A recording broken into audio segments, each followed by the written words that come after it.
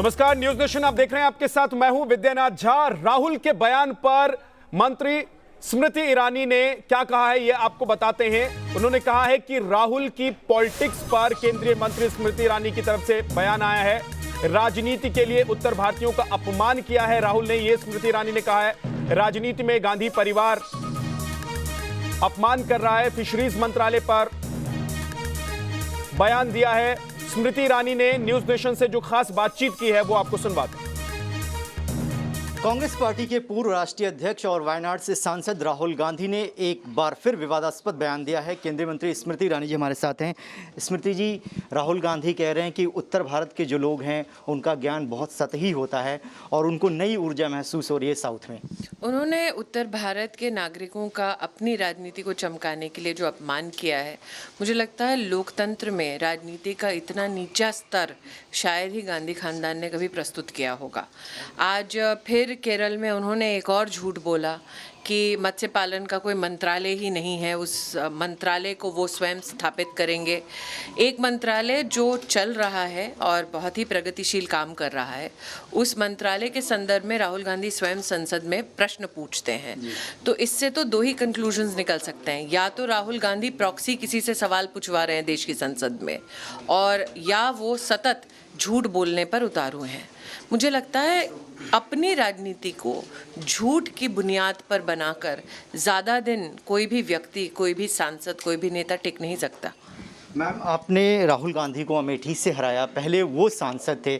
इस तरीके का जो बयान दिया जा रहा है, आपको लगता है कि जो क्षेत्रवाद और आपस में एक दूसरे को भिड़ाने का प्रयास किया जा रहा है भारत के ही लोगों को?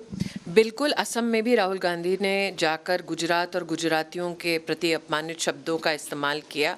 आज आप जब मुझे प्रश्न कर रहे हैं, वो दक्षिण और उत्तर भारत के बीच में विवाद पैदा करने का उनका जो एक राजनीतिक दाव है, वो कहीं ना कहीं एक बड़े प्रश्न को उजागर करता है कि क्या कांग्रेस, जिसकी राजनीतिक ज़मीन खिसक चुकी है, अब अपनी राजनीति को चमकाने के लिए किसी भी हद तक जाएगी?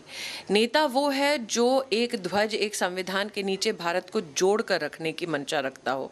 नेता वो है जो चाहे चुनाव हार भी जाए तो भी जनता के प्रति नफरत इतनी ना रखता हो। 1.5 साल बाद हारने के बाद भी आज भी राहुल गांधी के मन में उत्तर भारत और विशेषतः अमेठी के लिए इतनी नफरत है, ये देश पहली बार जाना है।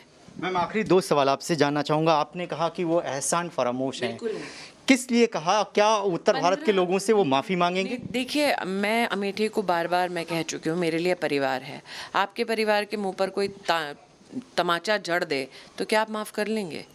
तो मेरे लिए वो संभव नहीं है। माफ़ी के शब्द भी उनके लिए खोखले होंगे, क्योंकि अगर उनको इस बात का एहसास होता कि उन्होंने क्या बात कह दी है, तो शायद 24 घंटे बीत चुके हैं उनकी बात को कहे हुए, कोई ना कोई कांग्रेस के आला कमान से या फिर स्वयं राहुल गांधी अपने इस बर्ताव के लिए माफ़ी मांग चुके होते।